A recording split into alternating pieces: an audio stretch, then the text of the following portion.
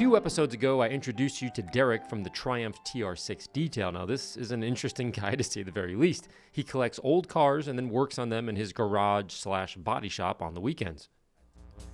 After we finished up on the TR6, I took a closer look at the 510's paint while we were in the garage and thought it would be a great candidate for a preservation detail. So just wait to the final reveal. It's completely insane. Anyhow, we packed that and his dad's old MG on the trailer and dropped them both off at the studio together. Now, the MG is pretty cool. It's actually a surprise for his dad. He drove it for many years and then left it in the barn. He doesn't know that it's gone, so I'll post a link up top when the episode is ready. With the 510 under the lights inside the studio, I may have bitten off more than I can chew. Now, the inside is covered in mold on the doors, on the seats, the headrest. The floors have mouse droppings and dirt everywhere, plus some old car parts in the passenger side floorboard. And on the outside, there's animal prints on both the front and rear glass. Obviously, that's not a good look. Dust caked in every single seam, roached out tires, and super dull hubcaps. But luckily, Kevin Brown and Jason Rose are in town to help with this one and all the other patients in the waiting room. Sure you don't want to use a short camera thing? No, I don't want to use anything. Leave me alone. During the inspection process, Kevin did a quick test hand rub on the trunk, and the difference was night and day. So I was getting really pumped to take on the challenge, as there might be still a little bit of life left in this super thin paint. Step one, of course, was to use the power washer to blow off the dirt and poop.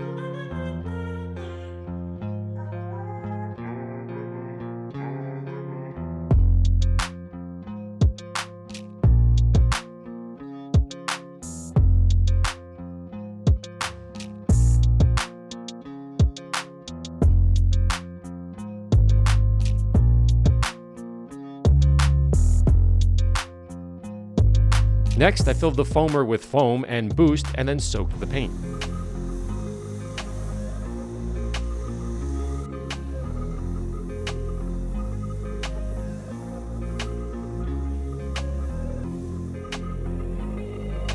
Once soaked up, we scrubbed the paint with brushes because it really needed it. On cars this bad, it needs heavy agitation. Now look at the seams of the windows releasing years of grime. This is why we use brushes to sort of get in there, agitate it, and pull it out. Next, Kevin rinsed and the junk just poured off the paint. It's such a great feeling to clean a really dirty and forgotten car. Incredibly therapeutic for you and of course the car. Now, I've said this before, if you've had a tough day or you're trying to solve a mental block or whatever, just go wash your car. It cleans your brain right out and you can think straight. Anyhow, after a quick drying of the paint, we set up for the biggest 50-50 ever. By the way, this is what happens when you ask a group of detailers to put a perfect 50-50 tape line down. Any day, you want to get over here and hold the tape? Go ahead, I'll hold this top right here.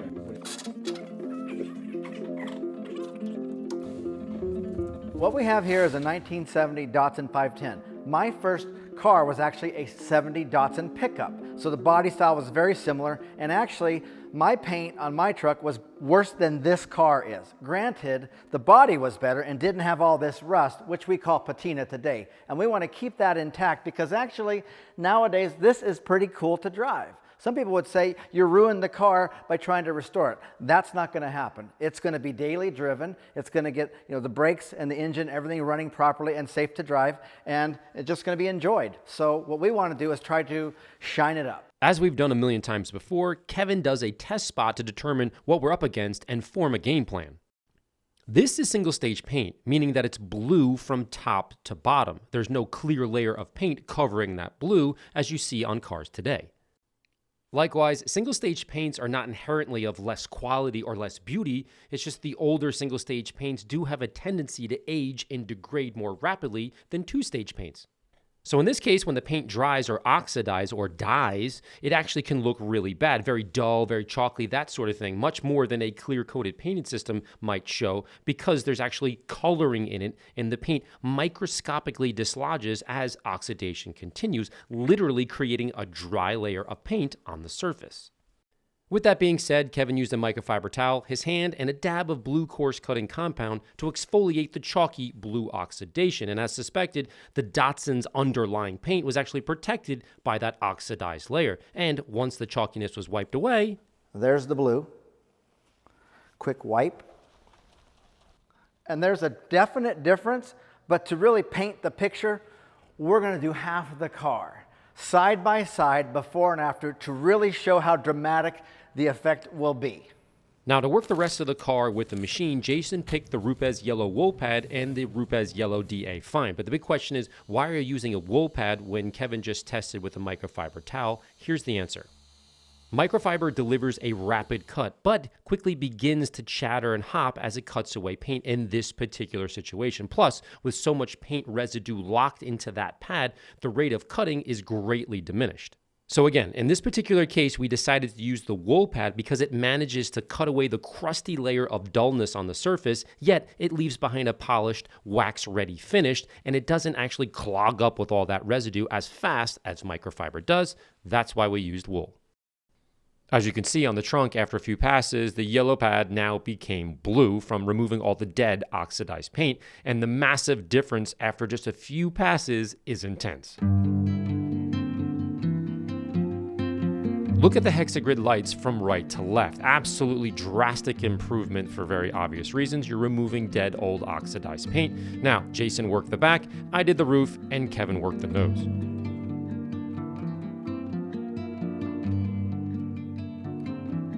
As I mentioned earlier, you have to remember that we're working on super oxidized paint, so that requires a lot of pad blowouts. It's necessary to keep the level of cut consistent throughout the job. So again, keep that in mind.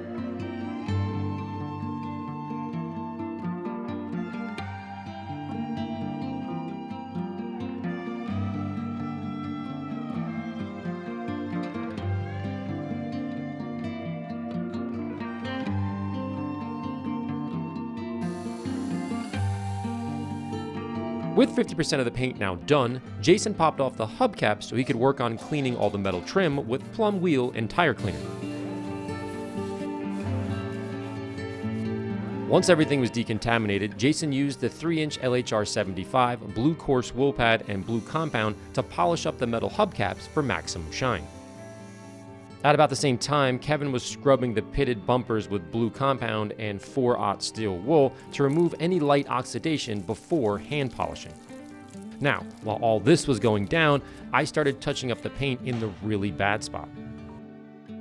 Yeah, I know, it's sort of silly to put touch up on a car like this, but it is helpful to practice on a car that only has room for improvement. Next, Kevin focused on what's left of the white wall tires with a smaller, stiffer brush on the drill.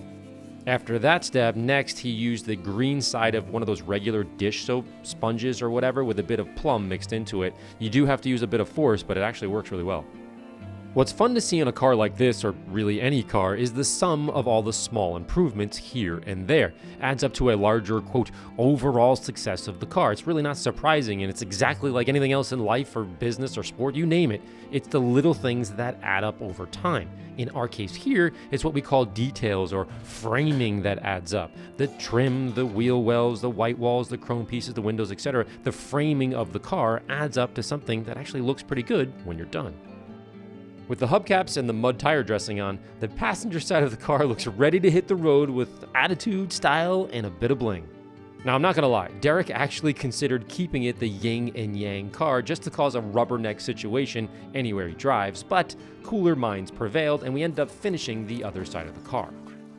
Our goal here was just to have some fun and prove to ourselves no matter what the condition, we can not only make it look better, but we can learn something in the process. How much better? Well, that's obviously in the eye of the beholder, but in person, it was a drastic difference. And as you'll see at the end during the reveal, Derek loved it. Look at that thing. Starting on the inside, I first remove all the car parts and the floor mats, and then inside I found a parking receipt from 1977 for jury duty. Yikes. From there, I focused on mold removal, and we were off to the races.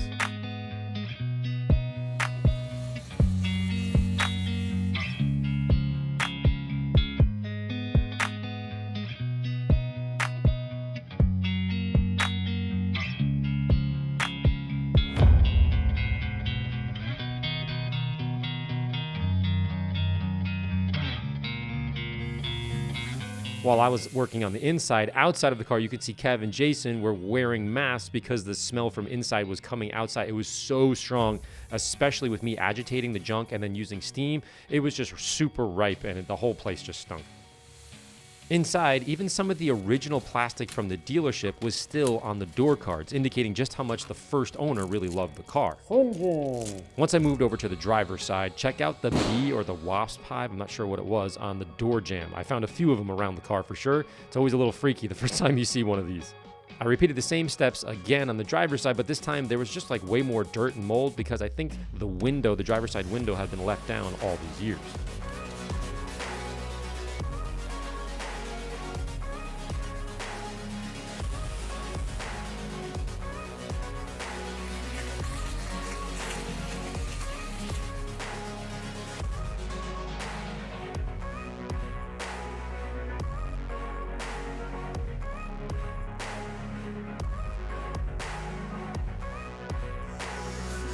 My last step inside was to vacuum. Now, normally I do this first, or at least a quick preliminary vacuum first, but because there was such heavy mold, I focused on doing that first to avoid rolling around in the mold and getting it all on my clothes and the vacuum, etc. So focus on the mold first if you have it.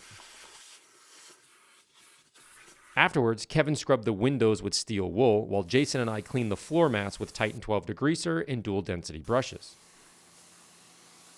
On the really dirty windows, compressed air in the edges and corners is super helpful to do first. Glass is just a pain in the butt, we all know that, but working the edges as the first thing you do will dramatically improve your overall appearance. Next, we clean the door jambs with Brute and water mixed in a spray bottle and a small wheel brush. Now, these are what we call the armpits of the car and are not terribly noticeable when they're clean, but man, do they stand out when they're dirty. Same kind of concept of having smelly pits on a hot date. It's not a good look. With the car now looking amazing inside and out, Kevin worked on, I actually have no idea what he was working on or messing with in this particular shot. This dude will just work and work and work until you shut the lights off on him and just drag him out of the building. No one holds a candle to his tenacity. It is quite remarkable to see in person. I'm not exaggerating in the slightest bit. I can safely say, and everybody around me knows this, that he is a freak of nature, and I say that in the most loving, kind, one of the best people on earth way. As the protection step, I added a quick coat of Reflex Pro top coat, as this is really just a rolling rat rod and it was ready for the road, and I couldn't help myself. I had to leave the jury duty pass on the window for Derek just as a joke. Yo, good to see you. Good to see you too. Come on in, go see it. Holy look at that thing. Oh my God. Crazy, she shined right? up, huh? It looks awesome. That looks great. Oh my God, Yeah, wow. come here, let me You show you did the it other again. side. Yes. You Look at did this. it again. I know. The other one came out. I think this one came out better, but look at the hubcaps Seriously, now. wow. And we polished this out. Oh my God. And I love the fact that this window actually pops out, as you know. That thing's super cool. And the interior, I'll show you on the other side, but just get a little glimpse God. there. Crazy, right? Oh my God, this was black. Remember, this was black. Yeah, no, believe me, I'm aware. Oh my God. Fully aware of how dirty it was. This is incredible. Took a long time, but door this jambs. came out great. This would probably be my favorite panel of the whole thing. That one came out really well. Closes great. What are you gonna do with it? I'm just gonna rock it like this, man. I'm just gonna get it running and cruise around. Take it down to the beach, go get ice cream, and just enjoy it. I'm not gonna I don't wanna make a show car out of the thing, but this is perfect. It's just ratty enough that I don't have to care about getting it dirty. I can use it. This is true. I can use this thing. Oh man, enjoy. Thank you so much. You got it, man. You got it. As always, if you have any questions, you know where to find me. Larry at AMMONYC.com. For Jason, it's RupezUSA.com. And for Kevin, it's BuffDaddy.com. Thanks for watching. See you guys next week.